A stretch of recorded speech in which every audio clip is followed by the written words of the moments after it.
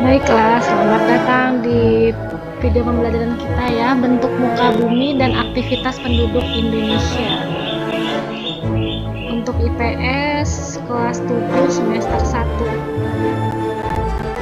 Tujuan pembelajaran: setelah mempelajari video ini, peserta didik dapat mengidentifikasi bentuk muka bumi Indonesia dan aktivitas penduduk Indonesia secara tepat. Selanjutnya, pendahuluan.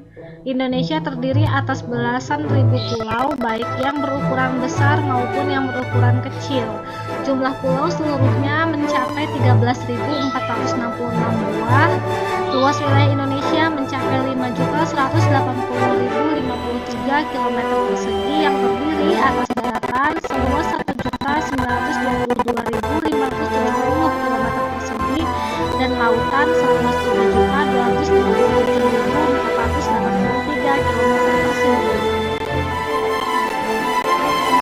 Untuk muka bumi Indonesia dapat dibedakan menjadi dataran rendah, dataran tinggi, bukit, gunung, dan pegunungan. Sebaran dari bentuk muka bumi Indonesia tersebut dapat dilihat pada peta sebaran penduduk. Bentuk muka bumi atau peta fisiografi Indonesia, ini petanya ya.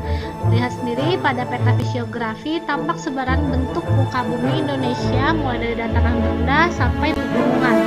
Untuk membaca peta ini, kalian perhatikan legenda atau keterangan peta, di mana simbol yang berwarna kuning itu menunjukkan dataran rendah, simbol warna hijau menunjukkan daerah perbukitan, dan wilayah coklat menunjukkan wilayah pegunungan.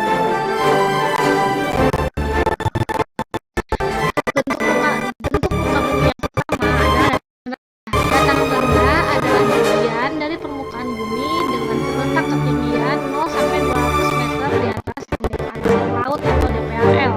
Di daerah dataran rendah, aktivitas yang dominan adalah aktivitas pemukiman dan pertanian. Di daerah ini biasanya terjadi aktivitas pertanian dalam skala luas dan pemusatan penduduk yang besar.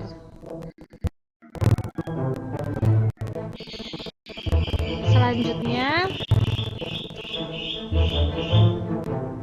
bentuk muka bumi yang kedua adalah perbukit dan perbukitan. Bukit adalah bagian dari permukaan bumi yang lebih tinggi dibandingkan dengan daerah sekitarnya, dengan ketinggian kurang dari 600 meter di atas permukaan laut. Bukit tidak tampak curam seperti halnya gunung. Perbukitan berarti kumpulan dari sejumlah bukit pada suatu wilayah tertentu. Di daerah perbukitan, aktivitas wilayah permukiman tidak seperti daerah rendah. Pemukiman tersebar pada daerah-daerah tertentu atau membentuk kelompok-kelompok kecil. Penduduk memanfaatkan lahan datar yang luasnya terbatas antara pemukiman. Pemukiman umumnya dibangun di kaki atau lembah perbukitan karena biasanya tempat tersebut ditemukan sumber air berupa mata air atau sungai. Bentuk muka bumi yang ketiga adalah dataran tinggi. Dataran tinggi adalah daerah datar yang memiliki ketinggian lebih dari 400 meter DPL. Daerah ini memungkinkan mobilitas penduduk berlangsung secara lancar seperti halnya di dataran rendah. Oleh karena itu, di beberapa dataran tinggi di Indonesia berkembang menjadi pemusatan ekonomi penduduk. Contohnya, dataran tinggi Bandung. Aktivitas pertanian juga berkembang di dataran tinggi.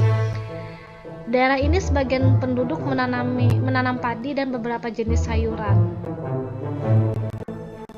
Selanjutnya, bentuk muka bumi yang keempat yaitu gunung dan pegunungan. Gunung adalah bagian dari permukaan bumi yang menjulang lebih tinggi dibandingkan dengan daerah sekitarnya. Biasanya, bagian yang menjulang ke dalam puncak-puncak dengan ketinggian 600 meter di atas permukaan laut. Pegunungan adalah bagian dan dataran yang menunjukkan kawasan yang terdiri di atas deretan gunung-gunung dengan ketinggian lebih dari 600 meter DPL. Bentuk muka bumi yang keempat yaitu sungai dan danau. Di mana sungai merupakan kumpulan aliran air di daratan. Aliran ini membentuk jalur panjang dan berliku-liku, mengalir dari tempat tinggi, dari atas bukit atau gunung. Tempat awal aliran sungai disebut hulu. Hulu sungai biasanya berupa mata air. Aliran air sungai berakhir di laut atau danau. Aliran air sungai, tempat berakhirnya perjalanan sungai disebut muara atau hilir sungai. Danau adalah jumlah air tawar atau asin yang terkumpul di suatu tempat yang cukup luas. Danau terjadi karena aliran sungai, namun danau juga bisa terjadi karena adanya mata air.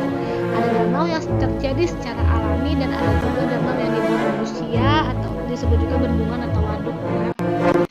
Bentuk muka bumi yang keempat yang keenam yaitu selat dan laut.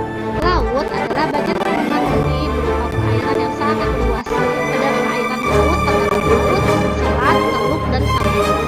Laut merupakan cekungan yang dalam dan berisi air. Laut yang sempit di antara dua pulau disebut selat. Contoh selat adalah Selat Malaka dan Selat Sunda. Lautan yang menjorok masuk ke arah daratan disebut teluk, contohnya Teluk Kumai, Teluk Air Hitam, Teluk Bayur, dan Teluk Sulawesi. Samudra adalah lautan yang sangat luas